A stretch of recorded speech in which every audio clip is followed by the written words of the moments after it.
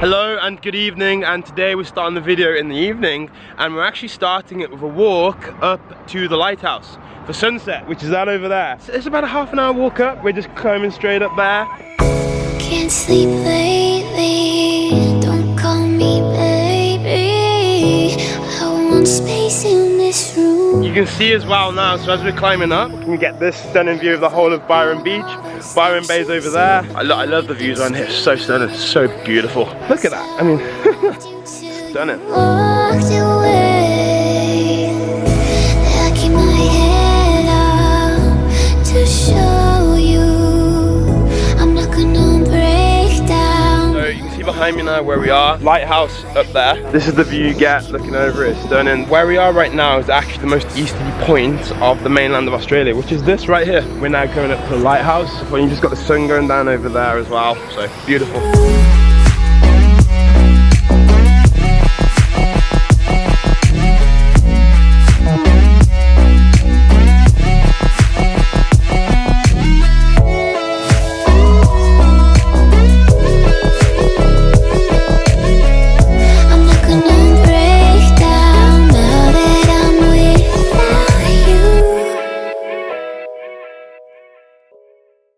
That is Byron Beach, all of that down there. That's Byron Bay itself.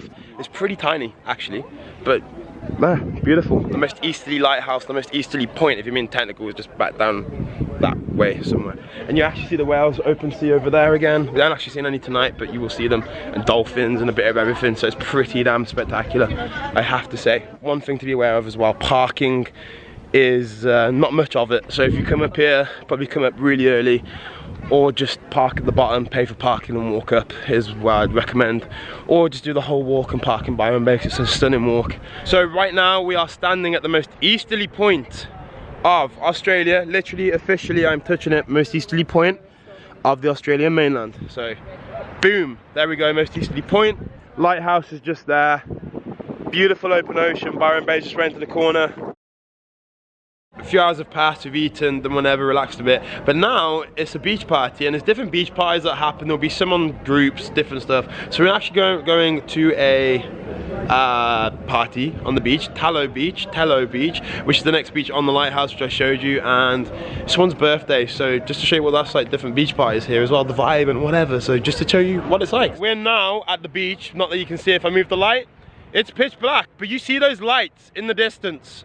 That is the party. We have fire pit over there, another fire pit there, amazingly good music there, another fire pit over there, open ocean there, and then the lighthouse is up there, and you can't really see me, but that's what we have. We've been here a couple of hours. It's a nice little vibe actually, but some cool people here. We got to know a few other people from the hostels and whatever, some interesting people here, so it's been a nice night. So come and check out these little things. You meet some different people, there's some wacky people. It's cool, it's like a melting pot of meeting interesting people. They've all got a story to tell. Hello and good early afternoon. A bit of time has passed since the party. What we're doing today is a tad of a road trip. We've come to some waterfalls called Killen Falls, and then we're going to a town after called Nimbin, which is the drug capital of Australia, so we're going to check it out. We've actually just walked down now. The path brings you down here to the stream. We're heading up this way to the waterfall, so yes. But it's like a 7-minute walk, so 8-minute walk really, it's nothing. It's very easy to do, so anyone can pretty much do it.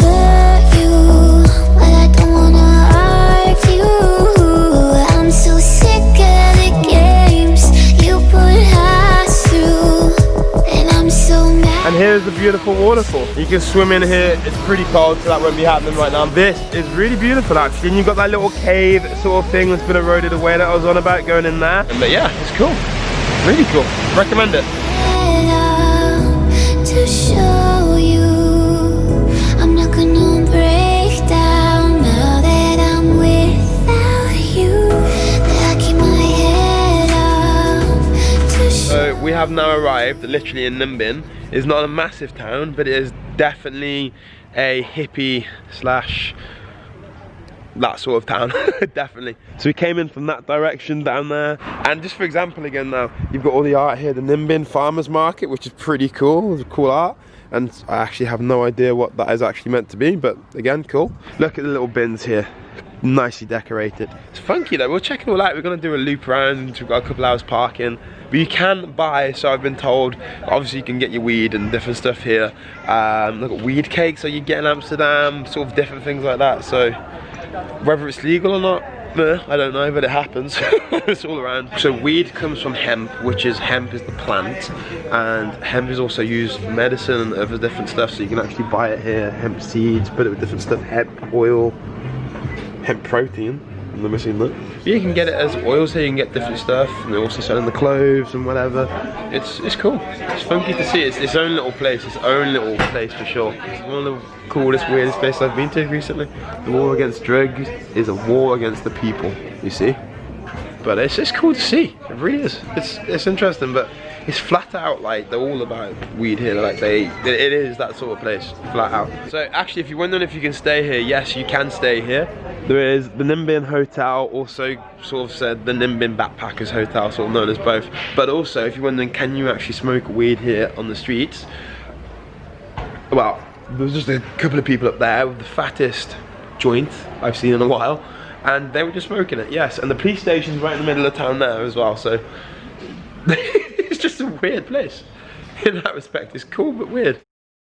We were just speaking to one of the locals there in that shop there, and he's actually been here since the Aquarius Festival that was here in 1973, which is also the name of our hostel. So that's the name, that's what it links up to, and is actually organised by the Union of Students for Alternative Thinking, mainly towards weed and other similar subjects. And they had it here because at the time, all of the businesses here that were predominantly dairy were going out of business every week, and it was just a massive decline. So they had a lot of empty buildings, and so they were looking for a place to hold the festival. It was really cheap here because you could rent out a building per week for $5 Australian back in early 1970s. So I was just told. The guy himself actually lived in one of the buildings, which is pretty cool. Yeah, they stayed here. They basically had the festival called Alternative Thinking and whatever, and yeah, they ended up staying here. And it's basically over time now, and it's just developed more with backpackers, the sort of the hippie scene, weed, that sort of alternative thinking, whatever. I really like the charm here. It's just really unique. It is. I've not actually ever been to a place like it.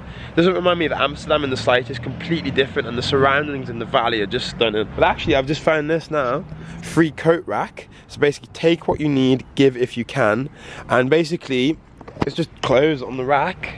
You take if you need clothes is the idea, and you give back what you can spare. I thought that's just a really lovely little thing. That's so cool.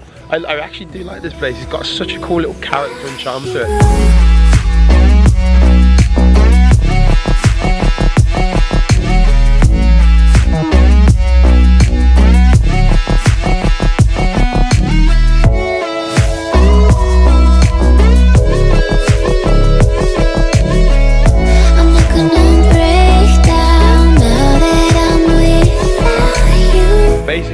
The end of the street now, so we've just walked from up there. It's a really small town, one road in, one road out pretty much. And then the actual surrounding area as well, that valley that I was on about earlier that it sits in, is so gorgeous as well. You see up there, like the viewpoint, you just got random drop-offs, cliffs and whatever up there the whole way around. It is really beautiful, I have to say. We're walking back up the other side now, so that's where we've walked down. That's pretty much where the street ends down there. We've walked back up this way. Again, a few more cafes, a couple of restaurants, a little local food shop. If you're wondering, oh, can I buy weed or something? Yes, you can. I found it. Behind me, right there, medical cannabis, right there where I'm pointing. Medical cannabis, you can buy it there. So, if you're wondering, it's just interesting to see. It's pretty open, and the police station as well is just straight down there. So it's just interesting. But yeah, just to show you some other stuff, you got Funky Corner, again, some more clothes, tattoos, piercing, information centre about Nimbin. So definitely check that out if you're staying here. And then the end of town up there. So it's actually really small, but it's really cool. Nice little vibe going on.